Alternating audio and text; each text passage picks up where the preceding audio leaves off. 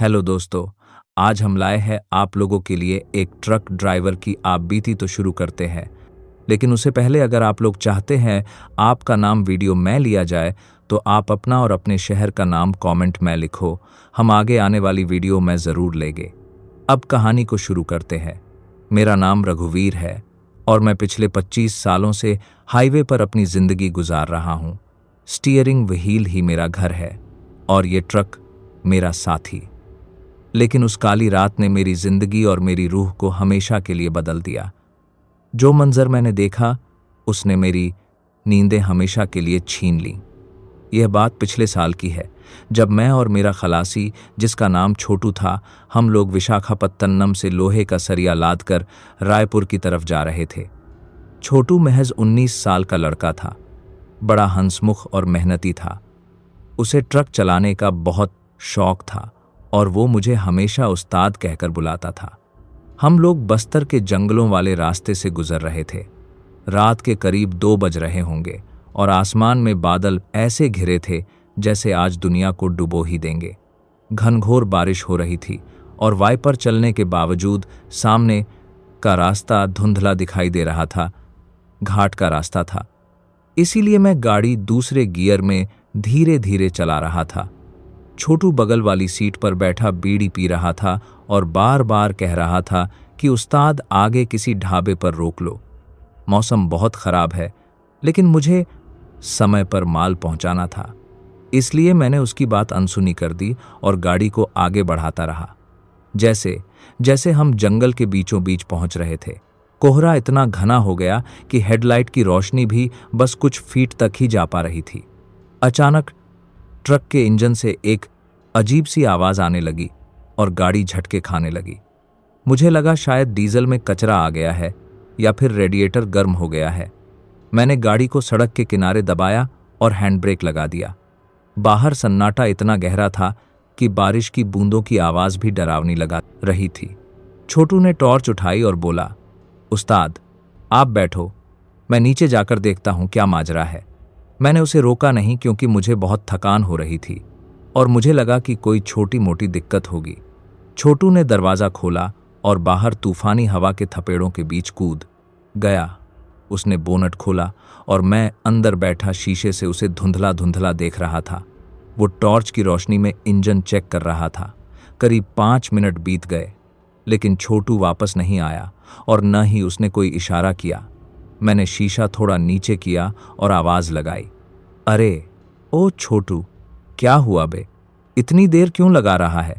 लेकिन बाहर से कोई जवाब नहीं आया, सिर्फ हवा की साएं साएं और बारिश का शोर था।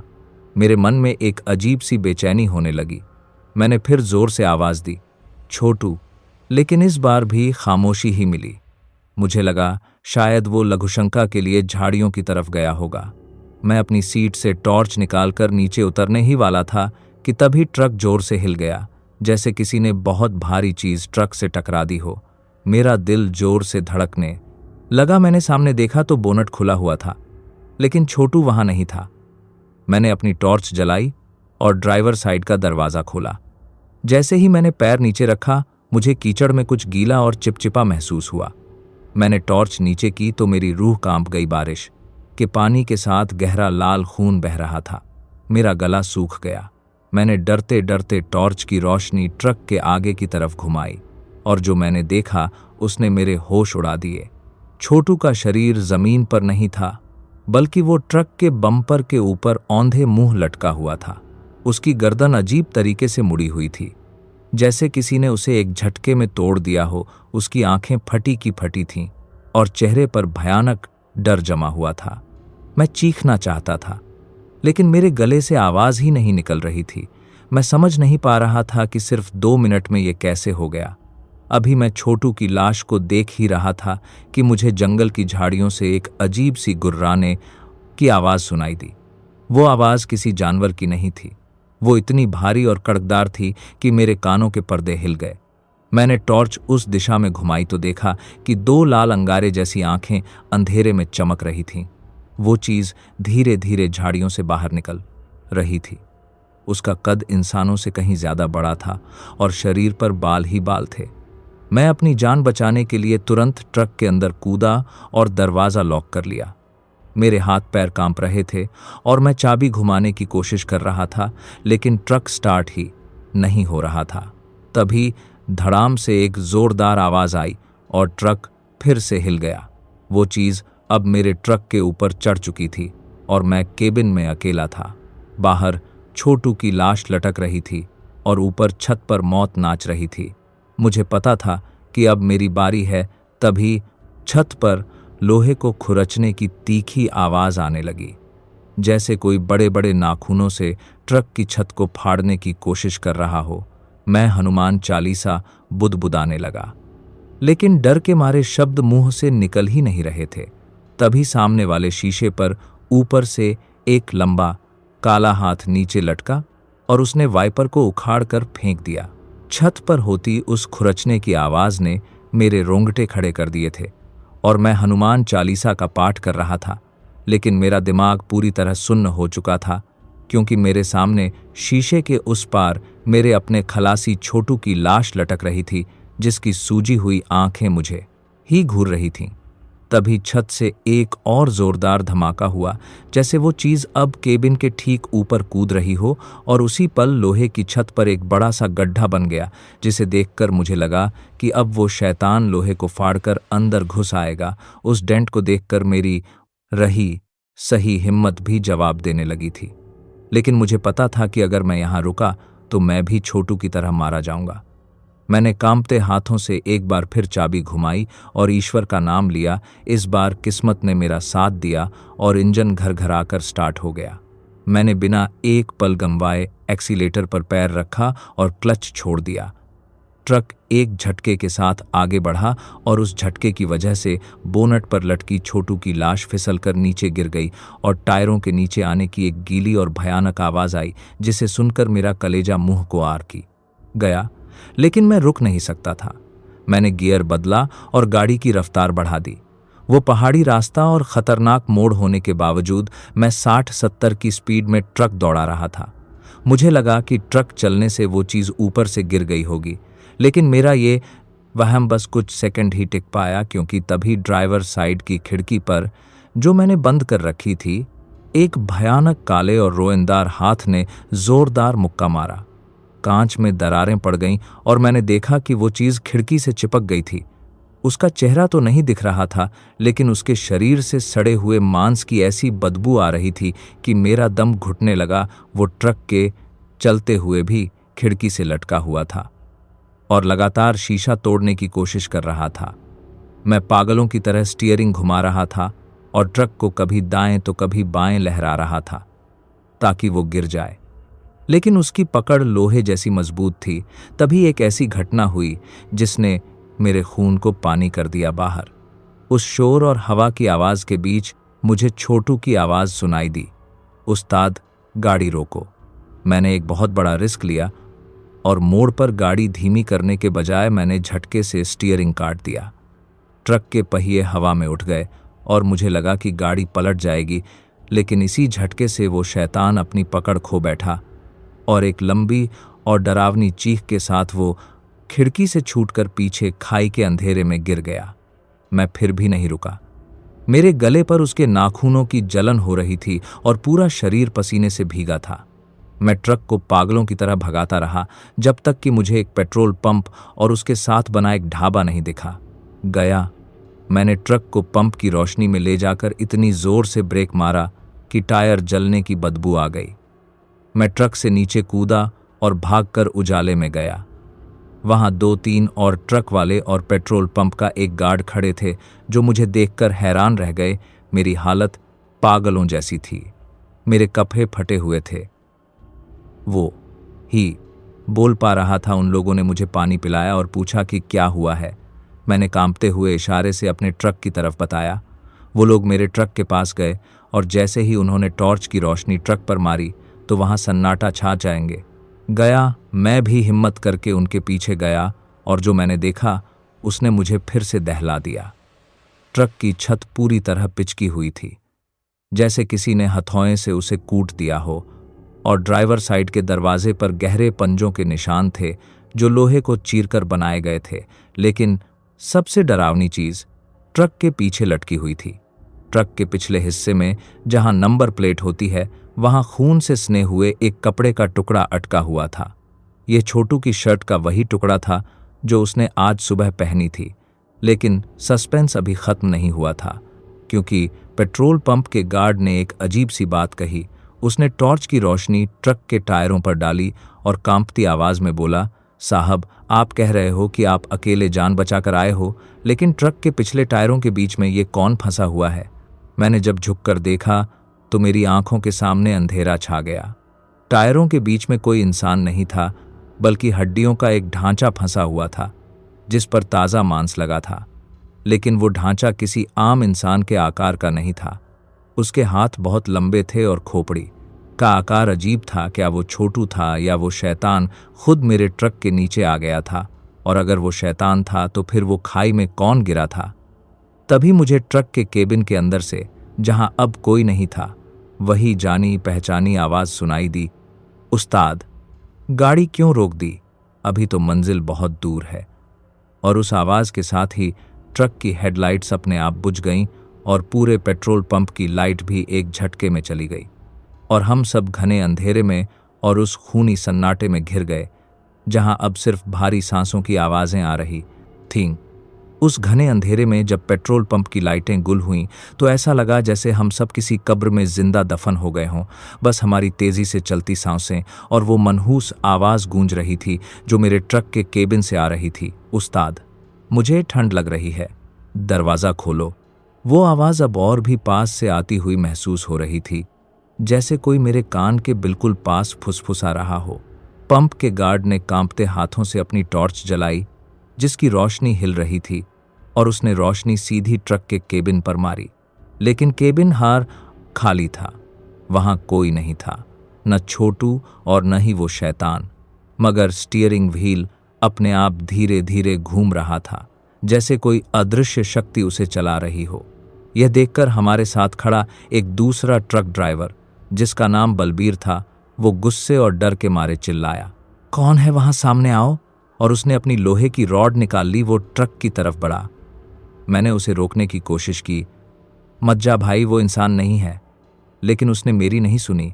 वो ट्रक के टायरों के पास गया जहां हमने वो हड्डियों का ढांचा देखा था। उसने टॉर्च नीचे दिखाई और तभी एक ऐसी चीख गूंजी जिसने मेरे खून को जमा दिया, क्योंकि टायरों के बीच फंसा वो ढांचा वहां से गायब था। वो कहाँ गया? वो मुर्दा कहाँ गया? बलबीर पागलों की तरह चिल्लाया। तभी ट्रक के नीचे के अंधेरे से दो लंबे और सड़े गले हाथ निकले और उन्होंने बलबीर के टखनों को जकड़ लिया। वो हाथ इतने काले थे कि अंधेरे में भी अलग दिख रहे थे। बलबीर जमीन पर गिर पड़ा और करतीन पूरा तीन किया गया। उसे किसी ने बिजली की रफ्तार से ट्रक के नीचे खींच लिया। वो हाथ पैर मार रहा था और सड़क की बजरी पर अपने नाखूनों से लकीरें बना रहा था, लेकिन वो ताकत उसे घसीटती ले गई और अगले ही पल ट्रक के नीचे से हड्डियों के टूटने की कड़क कड़क आवाजें आने लगीं, जैसे कोई सूखी लकड़ियां तोड़ रहा हो। साथ ही जानवरों के मांस नोचने जैसी गीली आवाजें आने लगीं। बलबीर की चीखें एक पल में ही खामोश हो गईं और फिर से वहां वही जानलेवा सन्नाटा छा गया। अब वहां सिर्फ मैं और वो बूढ़ा गार्ड बचे थे। हम दोनों की रूह कांप गई थी और हमें समझ आ गया था कि खुली जगह में रहना मौत को दावत देना है। भागो ऑफिस की तरफ, गार्ड चिल्लाया और हम दोनों पेट्रोल पंप के छोटे से ऑफिस केबिन की तरफ भागे जो कांच का बना हुआ था। हमने अंदर घुसते ही कांच का दरवाज़ा लॉक कर दिया और फर्नीचर खिसकाकर दरवाजे के आगे लगा दिया। हम दोनों कोने में दुबक कर बैठ गए।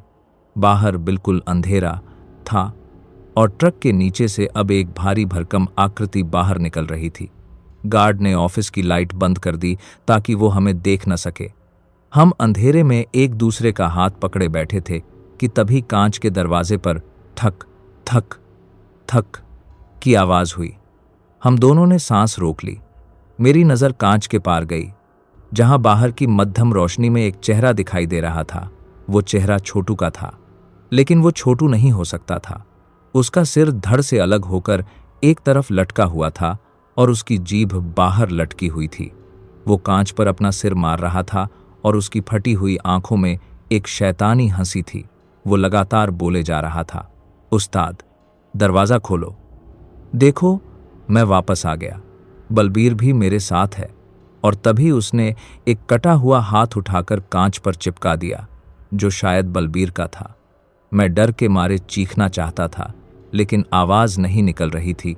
तभी उस ऑफिस की छत पर, जो टीन की बनी थी, किसी भारी चीज़ के कूदने की आवाज़ आई। धड़ाम, और टीन की छत चरराने लगी, जैसे कोई ऊपर से उसे फाड़ रहा हो। हमें एहसास हो गया कि वो एक नहीं है, एक बाहर दरवाजे पर है और दूसरा छत पर, जो अब छत तोड़कर अंदर आने की कोशिश कर रहा है। गार्ड ने रोते हुए मेरी तरफ देखा और बोला, साहब, आज की अबटी के बताता, आज की बाज को रात हम में से कोई जिंदा नहीं बचेगा। यह कोई चुड़ैल या भूत नहीं है, यह तो खुद जंगल का देवता है जो बलि मांग रहा है। छत का टीन एक कोने से उखड़ना शुरू हो गया और ऊपर से बारिश का पानी और गाढ़ा खून टपकने लगा, जो सीधा मेरे ऊपर गिर रहा था। खून की उस गंध से मुझे उल्टियां आने लगीं। तभी दरवाजे के बाहर खड़े उस छोटू रूपी शैतान ने एक भारी पत्थर उठाया और पूरी ताकत से कांच के दरवाजे पर दे मारा। कांच छन से टूट गया और हवा के साथ वो भयानक सड़ी हुई बदबू कमरे में भर गई। अब हमारे और मौत के बीच कोई रुकावट नहीं थी। वो धीरे धीरे लंगड़ाते हुए अंदर आ रहा था और उसके पीछे अंधेरे में कई और जोड़ी लाल आंखें चमकने लगी थीं, जो पेट्रोल पंप के चारों तरफ से हमें घेर रही थीं। कांच के बिखरने की उस तेज आवाज के साथ ही वो छोटू नामक बला ऑफिस के अंदर दाखिल हो गई। उसका शरीर अजीब तरह से ऐंठा हुआ था, जैसे उसकी हड्डियों में कोई जोड़ ही ना हो, और उसके मुंह से टपकती काली लार जमीन पर गिरते ही धुआं छोड़ रही थी, जैसे वो तेजाब हो। गार्ड ने अपनी जान बचाने के लिए पास पड़ा लोहे का एक भारी स्टूल उठाया और पूरी ताकत से उस शैतान के सिर पर दे मारा, लेकिन उसे कोई फर्क नहीं पड़ा, बल्कि उसने एक झटके में स्टूल को हवा में ही पकड़ लिया और गार्ड को गर्दन से दबोच लिया। मैं कोने में दुबका यह देख रहा था और मेरी सांसें अटक गई थीं। गार्ड के गले से घूर घूर की आवाज आने लगी और उसकी आंखें बाहर को उबल पड़ीं। तभी छत से टपकते खून की मात्रा बढ़ गई और टीन की चादर एक भयानक शोर के साथ फट गई और ऊपर से एक और काला साया सीधा गार्ड के कंधों पर कूद गया।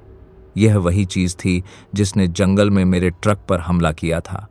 इसका चेहरा किसी सड़े हुए भेइये जैसा था और दांत लोहे की कीलों जैसे थे। उसने गार्ड के सिर को अपने जबड़ों में जकड़ लिया और एक झटके में धड़ से अलग कर दिया। गर्म खून का फव्वारा मेरे चेहरे पर गिरा और मैं दहशत के मारे चीख पड़ा। अब उस छोटे से केबिन में मैं अकेला था और मेरे सामने दो भूखे राक्षस खड़े थे जो अपने शिकार को नोच रहे थे। मुझे लगा मेरा अंत आ गया है, लेकिन जीने की एक आखिरी इच्छा ने मेरे अंदर बिजली दौड़ दी। मेरी नज़र मेज पर रखी केरोसिन की बोतल और माचिस पर पड़ी, जो शायद गार्ड ने लालटेन जलाने के लिए रखी थी। मैंने बिना एक पल गंवाए वो बोतल उठाई और उन दोनों राक्षसों के ऊपर और उनके बीच के रास्ते पर छिड़क दी। वो शैतान गुर्राए और मेरी तरफ लपके, लेकिन तब तक मैंने माचिस की तीली जलाकर वहां फेंक दी थी। भक से एक तेज आवाज आई और पूरा केबिन आग की लपटों में घिर गया। केरोसिन की आग ने उन दोनों को अपनी चपेट में ले लिया। वो दर्द से नहीं बल्कि गुस्से से चीख रहे थे। उनकी चमड़ी जलने की बदबू इतनी सड़ांध भरी थी कि मेरा दम घुटने लगा। आग की वजह से उन्हें एक पल के लिए पीछे हटना पड़ा और मुझे भागने का एक मौका मिल गया। मैं पीछे वाले टूटे हुए खिड़की के रास्ते से बाहर कूदा, जहां कांच के टुकड़ों ने मेरे हाथों और पैरों को चीर दिया, लेकिन मुझे दर्द महसूस नहीं हो रहा था क्योंकि मेरे पीछे मौत दौड़ रही थी। मैं पेट्रोल पंप के पीछे वाले घने जंगल और झाड़ियों की तरफ बेतहाशा भागा। बारिश अभी भी हो रही थी और कीचड़ में मेरे पैर धंस रहे थे, लेकिन मैं रुकने की हिम्मत नहीं कर सकता था।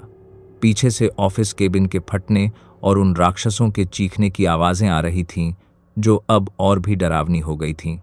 ऐसा लग रहा था जैसे पूरा जंगल जाग गया हो पेड़ों के ऊपर से, झाड़ियों के पीछे से, हर तरफ से अजीब अजीब सी फुसफुसाहटें आ रही थीं।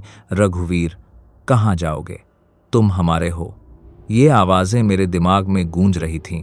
मैं हाँफते हुए बस सीधा भाग रहा था। मुझे दिशा का कोई ज्ञान नहीं था, बस इतना पता था कि मुझे उस रोशनी और आग से दूर जाना है। अचानक मेरे पैर किसी सख्त चीज से टकराए और मैं मुंह के बल कीचड़ में गिर पड़ा। मैंने थूक और कीचड़ साफ करते हुए सिर उठाया तो देखा कि मैं जंगल के बीचों बीच बने एक पुराने खंडहर के पास पहुंच गया हूं। यह शायद कोई पुराना मंदिर या हवेली थी जो अब गिर चुकी थी और बरगद की जड़ों ने उसे जकड़ रखा था। बिजली कड़की और उस रोशनी में मैंने देखा कि उस खंडहर की दीवारों पर हजारों की तादाद में लाल धागे बंधे हुए थे और हर धागे के साथ एक छोटी सी इंसानी हड्डी लटकी हुई थी। मेरा दिल बैठ गया। यह कोई आम जगह नहीं थी। मैं अनजाने में भागते भागते कहीं और नहीं बल्कि उन्हीं शैतानों के अड्डे पर आ गया था। मैं पीछे मुड़ने ही वाला था कि मुझे अपने चारों तरफ झाड़ियों में हलचल महसूस हुई। मैंने गीली जमीन पर पड़े ही चारों तरफ देखा तो पाया कि अंधेरे में अनगिनत पीली और लाल आंखें मुझे घूर रही हैं। वो सिर्फ दो नहीं थे, वहां पूरा झुंड था। वे धीरे धीरे घेरा बनाकर मेरे करीब आ रहे थे और उनके बीच से एक लंबा साया निकलकर सामने आया जो शायद उनका सरदार था। उसके हाथ में कुछ लटक रहा था। जब मैंने गौर से देखा तो मेरी चीख निकल गई। वो गार्ड का कटा हुआ सिर था जिसे वो एक गेंद की तरह पकड़े हुए था। वो साया मेरे करीब आया और एक ऐसी भारी और गूंजती हुई आवाज में बोला जो इंसान की नहीं हो सकती थी। तुमने आग से हमें डराने की कोशिश की रघुवीर, लेकिन तुम भूल गए कि हम नर्क की आग से ही पैदा हुए हैं। अब खेल खत्म होने वाला है। और तभी उस खंडहर के अंदर से एक बड़े से लोहे के घंटे के बजने की आवाज आई, टन टन्ना, जिसकी गूंज ने मेरे कानों के पर्दे फाड़ दिए और जमीन मेरे पैरों के नीचे से हिलने लगी, जैसे कि उस खंडहर के नीचे से कोई बहुत विशाल चीज बाहर आने के लिए जमीन तोड़ रही हो। मुझे एहसास हो गया कि ये छोटे राक्षस सिर्फ प्यादे थे, असली मुसीबत तो अब उस जमीन के नीचे से जाग रही थी जिसे इन्होंने मेरे खून की खुशबू से बुलाया था। जमीन के फटने की उस गड़गड़ाहट के साथ ही खंडहर के बीचों बीच बनी दरार से गहरा काला धुआं निकलने लगा और उसके साथ ही सड़े हुए मांस की इतनी तीखी गंध आई कि मेरी आंखों से पानी बहने लगा। उस दरार से दो विशालकाय और काले हाथ बाहर निकले जो किसी इंसान के नहीं बल्कि किसी दैत्य के लग रहे थे। उनके नाखून खंजर जैसे मुड़े हुए थे और त्वचा पर हजारों कीड़े रेंग रहे थे। वो चीज धीरे धीरे पाताल से बाहर निकल रही थी और उसे देखकर वो सारे छोटे राक्षस और वो सरगना जमीन पर लेट गए जैसे अपने काला गरसी को भगवान को सजदा कर रहे हों। मैं समझ गया कि यह वही ब्रह्म राक्षस है जिसकी कहानियां हम ट्रक ड्राइवर ढाबों पर सुना करते थे, लेकिन आज वो हकीकत बनकर मेरे सामने खड़ा था। उसका कद उस खंडहर की दीवारों से भी ऊंचा था और उसकी आंखों में जलती हुई आग मुझे अपनी तरफ खींच रही थी। मैं भागना चाहता था लेकिन मेरे पैर पत्थर के हो चुके थे, मानो उस शैतान ने मेरी परछाई को कीलों से जमीन में ठोक दिया हो। उसने अपनी एक उंगली मेरी तरफ उठाई और एक ऐसी आवाज गूंजी जो मेरे दिमाग के अंदर गूंजने लगी, नया परान आना, शरीर, ताज़ा खून। और अगले ही पल वो सरगना जिसने गार्ड का सिर पकड़ा हुआ था उसने मुझे पीछे से दबोच लिया। मैं चीखता रहा, छटपटाता रहा, लेकिन उन राक्षसों ने मुझे उठाकर उस विशालकाय गड्ढे की तरफ फेंक दिया जहां वो महाशैतान खड़ा था। मैं हवा में लहराता हुआ सीधा उसके विशालकाय पंजों में जा गिरा। उसका स्पर्श इतना ठंडा था जैसे हजारों साल पुरानी बर्फ हो।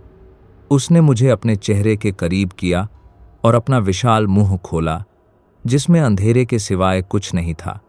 मुझे लगा वो मुझे खा जाएगा, लेकिन उसने मुझे खाया नहीं बल्कि उसने मेरे मुंह पर अपना मुंह रखकर एक लंबी सांस खींची। मुझे महसूस हुआ जैसे मेरे फेफड़ों से हवा नहीं बल्कि मेरी रूह खींची जा रही हो। मेरे शरीर में असहनीय दर्द होने लगा, जैसे मेरी नसें फट रही हों और हड्डियां पिघल रही हों, मेरी आंखों के सामने अंधेरा छाने लगा और आखिरी चीज जो मैंने देखी वो थी मेरी खुद की बेजान लाश जो उसके हाथ में लटकी थी। और फिर सब कुछ शांत हो गया। सन्नाटा, गहरा सन्नाटा। फिर अचानक मुझे ट्रक के हॉर्न की आवाज सुनाई दी और मेरी आंखें खुल गईं। मैंने देखा कि मैं अपने उसी ट्रक की ड्राइविंग सीट पर बैठा हूं। बारिश बंद हो चुकी थी और सुबह का हल्का उजाला हो रहा था। ट्रक का इंजन चालू था और वाइपर चल रहे थे। मैंने घबराकर अपने हाथ पैर देखे, सब कुछ ठीक था। मेरे कपड़े साफ थे, कहीं कोई खून नहीं था। मैंने पीछे मुड़कर देखा तो छोटू अपनी सीट पर सो रहा था और खर्राटे ले रहा था। मेरा दिल जोरों से धड़क रहा था। क्या वो सब सपना था? क्या वो खूनी घाट, वो राक्षस, वो मौत सब मेरा वहम था? मैंने राहत की सांस ली और पसीना पोंछने के लिए रियर व्यू मिरर शीशे में अपना चेहरा देखा और उसी पल मेरा खून जम गया, क्योंकि शीशे में मुझे मेरा चेहरा नहीं दिखा, बल्कि उस शीशे में वही जला हुआ, सड़ा हुआ ब्रह्मराक्षस का चेहरा मुझे घूर रहा था, जो मुस्कुरा रहा था। मैंने चीखने की कोशिश की, लेकिन मेरे गले से रघुवीर की आवाज नहीं निकली, बल्कि वही भारी और गूंजती हुई शैतानी आवाज निकली। रघुवीर तो उसी रात मर गया था। अब इस शरीर में मैं हूं। और तभी बगल में सो रहे छोटू ने आंखें खोलीं। उसकी आंखें भी पूरी तरह काली थीं और उसने हंसते हुए कहा, उस्ताद, शिकार का समय हो गया है। और मैंने सामने सड़क पर हाथ देते एक मुसाफिर को देखा जो लिफ्ट मांग रहा था।